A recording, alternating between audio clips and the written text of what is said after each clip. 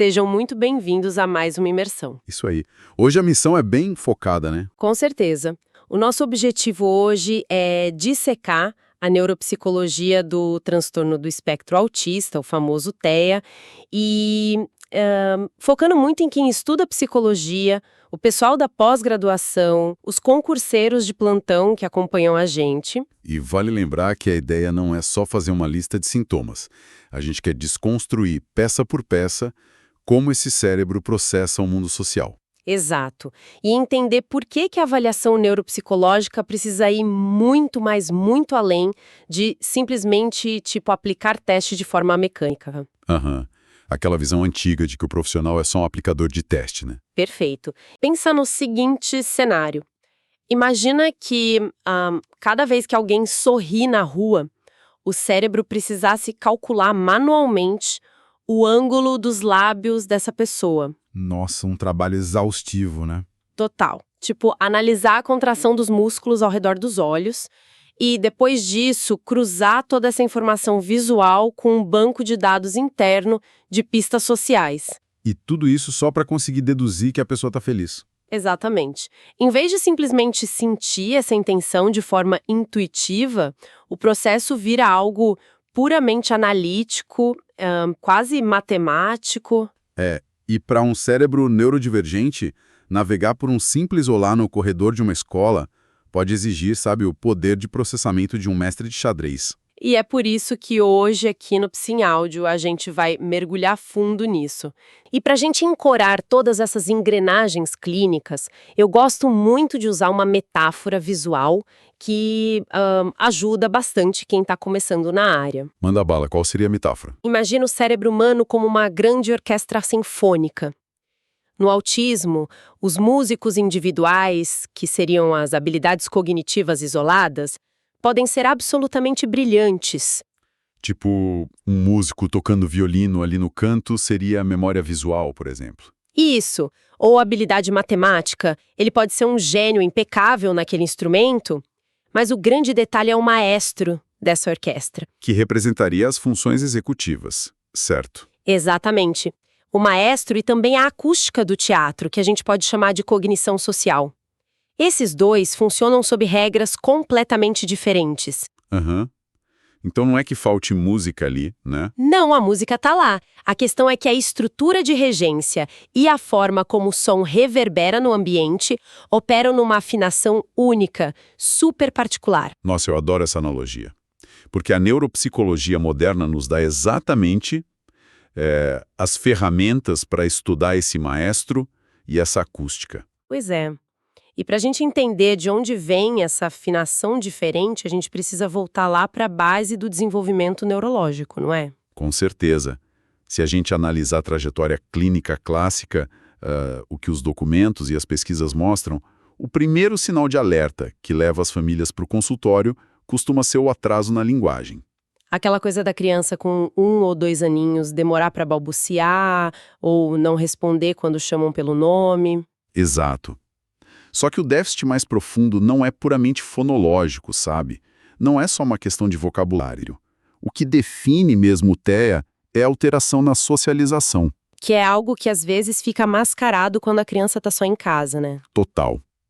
Fica inegável mesmo quando a criança sai daquela bolha previsível de casa e entra num ambiente caótico. Tipo o pátio de uma escola na hora do recreio. Nossa, o pátio da escola é a prova de fogo. É aí que a gente vê que a cognição social é de fato o verdadeiro núcleo do espectro. Então vamos pausar aqui para a gente destrinchar isso. Porque cognição social soa como um termo guarda-chuva imenso para quem está estudando. Parece que cabe tudo ali dentro. Pois é. Se a cognição social é a nossa acústica do teatro, como é que a gente divide e avalia isso na prática clínica? Quais são as peças que formam essa habilidade de ler o mundo? Olha, o modelo conceitual mais forte hoje divide a cognição social em 4 pilares fundamentais. E eles funcionam meio que em cascata, sabe? Em cascata? Tipo um dependendo do outro. Isso. O primeiro pilar é a percepção emocional. É aquela habilidade bem primária de olhar para um rosto ou ouvir um tom de voz e reconhecer uma emoção básica. Tipo, essa pessoa tá alegre, ou tá com raiva, ou com medo. Exatamente. O segundo pilar já é a percepção social, que exige um nível a mais de abstração. Envolve ler o contexto da situação. Contexto é uma palavra-chave aí, né? Total. Pensa assim, se alguém chora num velório, o significado é um. Mas se a pessoa chora cortando cebola, é outro completamente diferente. É entender as regras não ditas de um ambiente. Certo. E aí a gente chega no terceiro pilar, que imagino que seja a famosa teoria da mente. Na música. A teoria da mente é a capacidade de inferir o estado mental do outro. É você compreender que as pessoas ao seu redor têm crenças e desejos que são diferentes dos seus. E isso é dificílimo, né? E qual seria o quarto pilar para fechar essa cascata? O quarto é o estilo de atribuição. É basicamente como o indivíduo explica as intenções por trás do comportamento do outro. Dá um exemplo prático disso para quem está ouvindo a gente. Claro. Imagina que alguém esbarra em você na rua. O seu estilo de atribuição vai definir se você interpreta aquilo como um acidente desajeitado ou como um ataque de propósito, sabe? Ah, entendi. Nossa, mas tem algo que me intriga muito nessa cascata toda. Por que entender que o outro tem uma intenção oculta parece algo tão filosófico, tão abstrato? Parece coisa de filme de ficção científica às vezes. Mas existe uma fundação biológica para isso, né? Algo físico lá no cérebro que justifique essa dificuldade de ler as entrelinhas? Tem sim, e é fascinante. Isso leva a gente direto para o circuito Pareto pré-motor e para o famoso sistema de neurônios espelho. Ah, os neurônios espelho. Isso cai direto em prova de concurso para a área da saúde. Cai demais. E a descoberta deles revolucionou a forma como a gente entende a empatia. O que os pesquisadores viram foi que essas células disparam impulsos elétricos de forma idêntica em duas situações. Quando a gente faz e quando a gente vê, né? Isso mesmo. Quando a gente executa uma ação motora, tipo pegar um copo d'água, e quando a gente fica só parado observando outra pessoa pegar o copo, o cérebro acende do mesmo jeito. Deixa eu ver se eu consigo visualizar o salto lógico aqui, então. Eu entendo que o cérebro espelha um movimento físico, mas como é que uma falha mecânica nesse circuito de movimento vira uma incapacidade de entender uma ironia, por exemplo? Essa é a pergunta de ouro da neurobiologia, viu? Porque ironia ou tom de voz sarcástico é totalmente abstrato. Mas a ponte entre o movimento físico e a abstração está numa palavrinha-chave, a intencionalidade. Explica melhor isso. Pensa na microcinemática do movimento.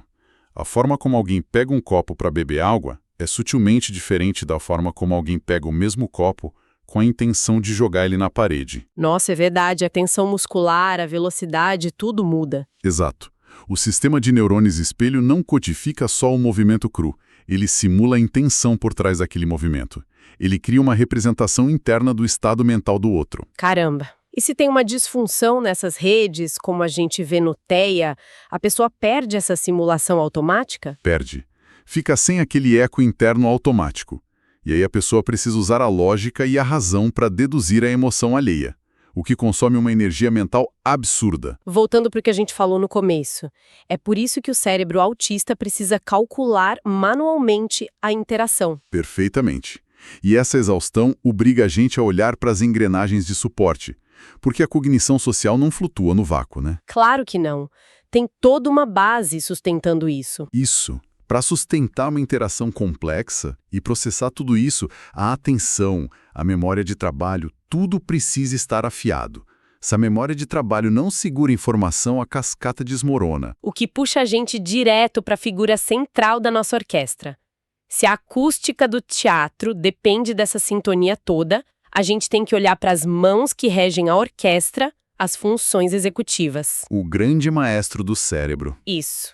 Como é que esse funcionamento executivo opera num indivíduo no espectro autista? A literatura aponta para um padrão bem peculiar. A gente costuma mapear uma tríade de desafios: planejamento, flexibilidade mental e controle inibitório. Além da fluência verbal e visual que o pessoal sempre cita, né? Exato. Na prática, a gente vê um maestro que tem uma dificuldade gigantesca de mudar o andamento da música quando a partitura muda do nada. Ou seja, a rigidez mental. Isso. Ou aquele maestro que sofre para silenciar um grupo de instrumentos que está tocando alto demais na hora errada, que seria a falha no controle inibitório. E eu imagino que esse perfil do maestro não seja estático, né? Conforme a criança cresce, o cérebro passa pelas podas neurais, os desafios devem mudar. Mudam muito.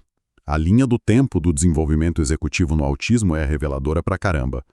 Instrumentos como o Inventário Brief mostram isso com clareza. O brief é aquele que avalia o funcionamento no ambiente natural, certo? Esse mesmo. Ele mostra que em crianças menores, ali na faixa dos 6 aos 8 anos, o que predomina quase sempre são os déficits de controle inibitório. Aquela dificuldade primária de frear os impulsos, tipo agarrar um brinquedo fora de hora. Exatamente, a criança não consegue conter a resposta. Mas aí quando a gente analisa a faixa dos 9 aos 11 anos, o cenário muda. O que acontece nessa pré-adolescência? O déficit inibitório cede um pouco e o que salta aos olhos é a falta de flexibilidade cognitiva. É a fase em que a rigidez de pensamento causa os maiores prejuízos. Ah, tipo mudanças na rotina da escola, né? Nossa, sim.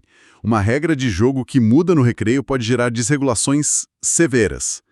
E aí, a partir dos 12 anos, com a adolescência, as demandas explodem. Imagino que aí o planejamento vá para o espaço. Vai para o espaço. A organização de longo prazo e o automonitoramento viram as principais barreiras na escola. Gente, que linha do tempo incrível para entender a evolução clínica.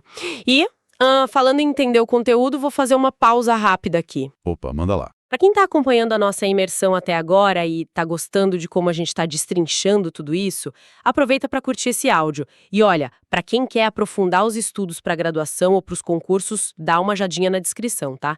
Tem várias sugestões excelentes de bibliografias lá. Vale muito a pena conferir o material de apoio, o pessoal capricha nas referências. Sim, ajuda demais. Mas, voltando aqui para o nosso maestre, a gente falou de rigidez e déficit inibitório na teoria, o que é fácil. Na teoria tudo funciona, né? Pois é, mas a grande charada para quem faz um psicodiagnóstico é como isso se materializa na prática. Como a gente mede uma falha de planejamento sem depender só do relato de um professor ou de um pai que já está exausto? Essa é a hora em que os testes neuropsicológicos brilham. Eles são desenhados para colocar essas funções sob estresse no ambiente controlado. Para provocar o maestro, basicamente. Isso aí. Vamos pegar a flexibilidade mental e a rigidez cognitiva. O padrão ouro para investigar isso é o WCST, o famoso teste de classificação de cartas de Wisconsin. Ah, Wisconsin. Para quem está ouvindo e nunca viu esse teste na frente, como é que funciona a dinâmica dele? É bem engenhoso. O paciente recebe cartas que variam em cor, forma e número de figuras. Ele tem que pegar uma carta do baralho e combinar com as cartas de referência. Só que ele não sabe a regra do jogo, né? Não sabe. Ele tem que descobrir por tentativa e erro só escutando o avaliador dizer certo ou errado. E aí ele descobre que a regra é agrupar por cor, por exemplo, e começa a acertar. Exato. Ele acerta 1, 2, 3 vezes. E aí, sem nenhum aviso, o avaliador muda a regra internamente para forma. Nossa, a regra muda no meio do jogo e ninguém avisa. A sensação deve ser tipo tentar jogar xadrez e o adversário começar a usar a regra de dama do nada. Uma analogia brilhante. Para um cérebro neurotípico, essa quebra gera uma frustraçãozinha rápida, mas logo a pessoa abandona a regra antiga e testa uma nova. E no cérebro no espectro? O que o Wisconsin mostra é um fenômeno chamado perseveração. A pessoa continua tentando agrupar por cor, repetidas vezes, mesmo escutando que está errado. O cérebro simplesmente não consegue descartar um manual antigo e se adaptar, né? Isso mesmo. É a rigidez mapeada em números. Nossa, isso desmistifica muita coisa. Fica claro que não é teimosia ou mau comportamento da criança. É literalmente uma incapacidade temporária de virar a página. Perfeito. Não é comportamental. É neurobiológico. E sobre as outras funções? O planejamento e o controle inibitório, como a gente vê isso nos testes? Para o planejamento, a gente usa muito a Torre de Londres. A pessoa tem que mover umas esferas coloridas numas hastes para copiar um modelo visual. Usando o menor número de movimentos, certo? Isso, e seguindo regras estritas.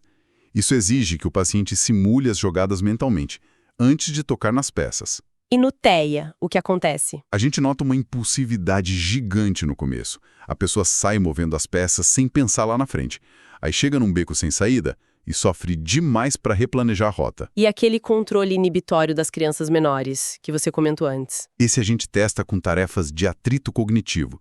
O Stroop é um clássico para isso. Ah, o das cores. Explica para quem não lembra como é. A instrução é simples, mas o cérebro frita. A pessoa olha para uma palavra. Está escrito vermelho, mas a tinta da impressão é azul. E a pessoa tem que dizer a cor da tinta, não ler a palavra. Exatamente. Inibir a leitura, que é um processo super automático, exige um esforço absurdo para quem tem falha executiva. O mesmo vale para menolha, imagino, tipo no teste RAVLT. Total. No RAVLT, a pessoa não consegue inibir palavras que não estavam na lista original. Fica intrusando palavras aleatórias. Certo. Os testes mostram tudo isso de forma linda. Mas testar isso numa sala de clínica silenciosa, com ar-condicionado e zero distrações, é uma coisa, né? Não, com certeza. A vida real não tem ar-condicionado nem silêncio. Pois é, como é que a gente garante que esse desempenho na Torre de Londres tem a ver com a vida caótica do paciente lá fora? Como essa sobrecarga no Wisconsin se traduz quando a criança está no pátio da escola barulhento? Esse é o ponto de virada da neuropsicologia contemporânea. Aquele laudo que só tem contagem de pontos é um trabalho incompleto. O famoso laudo de gaveta. Exato. O cerne hoje é a avaliação ecológica ou avaliação funcional. A gente tem que cruzar os dados da sala de teste com as AVDs, as atividades de vida diária. Saber que o paciente tem perseveração é só o começo da investigação, então. Só a primeira pista. O trabalho real é descobrir como essa rigidez impede ele de ir dar aula de matemática para o intervalo sozinho, ou porque ele não tolera mudar o cardápio do jantar. E para fazer essa ponte para a vida real, os clínicos usam muito a análise funcional, né? Especificamente modelo ACC. Exato. A análise dos antecedentes, comportamento e consequências. A lupa em cima do ambiente natural. Em vez de olhar só para o comportamento isolado da criança, a gente mapeia o ecossistema. Isso. A gente mapeia o A, que é o antecedente, o gatilho, depois o C, o comportamento disfuncional em si, e o outro C, a consequência, que acontece logo depois e pode estar reforçando o problema. Ah, tem um exemplo prático muito bom sobre isso na literatura que clareia tudo. Vamos detalhar isso para a audiência. Manda o exemplo. Imagina um paciente no espectro que tem episódios horríveis de choro profundo, ou até de tentar fugir, sempre com o familiar entra no quarto e faz uma pergunta comum tipo: "E aí, como você tá hoje?" Um clássico. Se a gente olha só para o comportamento, parece uma desregulação do nada, uma birra desproporcional. Mas e se a gente colocar a lupa do modelo ACC aí? A realidade muda de figura. A análise mostra o tamanho da exigência cognitiva oculta nesse antecedente. Sim, porque a pergunta "como você tá?" não é simples para eles, né? De jeito nenhum. Exige habilidades complexas de teoria da mente. A pessoa precisa varrer o próprio estado emocional, inferir a intenção de quem perguntou e formular uma resposta abstrata aceitável. É uma tempestade perfeita de demandas executivas. O cérebro entra em colapso. O choro não é birra. É uma falha catastrófica do sistema por sobrecarga pura. O choro é só a válvula de escape. E é aqui que a neuropsicologia brilha na intervenção. Porque se o antecedente é o vilão, a solução não é dar um remédio para o choro, é mudar a abordagem. Mudar o ambiente, a orientação para a família muda completamente. Em vez de fazer uma pergunta aberta, que exige leitura mental, o profissional orienta a fazer um comentário afirmativo e fechado. Exato. Algo como: olha, esse livro que você está lendo parece ter ilustrações bem legais. Pronto. A necessidade de calcular intenções some. E como consequência, aquele comportamento de fuga ou choro simplesmente deixa de existir. Isso é muito poderoso. É transformar a neurobiologia em qualidade de vida de verdade. Agora, tem um desafio gigantesco rondando tudo isso, principalmente na infância, né? Para intervir assim de forma cirúrgica, o diagnóstico não pode estar nebuloso. De jeito nenhum. É o terreno minado do diagnóstico diferencial. O famoso separar o joio do trigo que mais confunde os profissionais nos primeiros anos de vida e acaba imitando o TEA. Tem duas condições que exigem um raciocínio clínico muito, mas muito afiado. A primeira é a deficiência intelectual. Que frequentemente vem junto com o TEA em comorbidade, né? Sim, a sobreposição é enorme. O diferencial técnico aqui é olhar para a trajetória do QI da criança. Como assim? No autismo puro, sem deficiência intelectual associada, a gente vê uma instabilidade gigante nos scores de QI na primeira infância. Tem picos de habilidade muito altos e vales muito baixos. Ah, entendi. E a regra de ouro para o diferencial é, para ser TA, o nível de comunicação social tem que estar claramente abaixo do esperado para a idade mental global daquela criança. Essa discrepância é que sela o diagnóstico, então. O pessoal que está estudando tem que grifar isso. Tem que grifar e colocar asterisco. E a segunda condição que confunde muito é o atraso global do desenvolvimento. Esse aparece muito antes dos 5 anos de idade, né? Quando a criança não consegue ficar sentada testando bloquinhos. Exato. É uma categoria diagnóstica muito usada para crianças pequenas, porque é inviável aplicar aqueles testes padronizados longos. Mas é um quadro temporário, certo? Sim, super temporário. Um cérebro com atraso global pode evoluir para uma deficiência intelectual, para um TEA, ou até normalizar o ritmo se tiver intervenção precoce. Por isso que o laudo não é uma foto estática. Perfeito.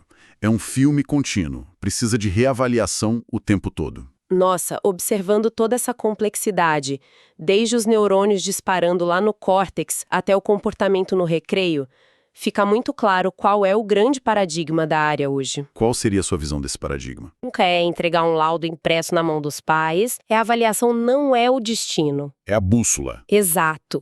É o desenho de um perfil de funcionamento único, criado para instrumentalizar professor, terapeuta, família, para garantir que as intervenções façam sentido biológico para aquela pessoa. Sem dúvida nenhuma. Mapear forças e fraquezas é o que traz autonomia de verdade. E depois de detalhar toda essa lentidão no processamento e as barreiras executivas, surge uma reflexão muito profunda. Qual reflexão? Compartilha com a gente para fechar com chave de ouro. Pensa comigo, se a ciência já comprovou que o cérebro no TEA tem uma rigidez inerente à biologia dele, que processa a intenção do outro numa frequência super diferente, a que ponto o déficit está realmente dentro do indivíduo? E até que ponto os nossos ambientes, as escolas caóticas, essas interações cheias de sarcasmo e meias palavras, até que ponto o nosso mundo é que é disfuncional e incapaz de acolher a neurodiversidade? Nossa, é uma baita semente para reflexão. Se a orquestra toca com maestria, numa afinação diferente, talvez a verdadeira falha esteja no teatro, que insiste em não melhorar a própria acústica, né? Fica aí o questionamento para quem está acompanhando a gente. Perfeito. E para você que ficou com a gente até o final dessa imersão, muito obrigada. Não esquece de seguir o Psim Áudio para não perder os próximos conteúdos, tá? A gente garante que o aprendizado por aqui vai ser sempre assim, profundo, didático e, acima de tudo, aplicável à nossa realidade. Até a próxima. Um abraço, pessoal. Até mais.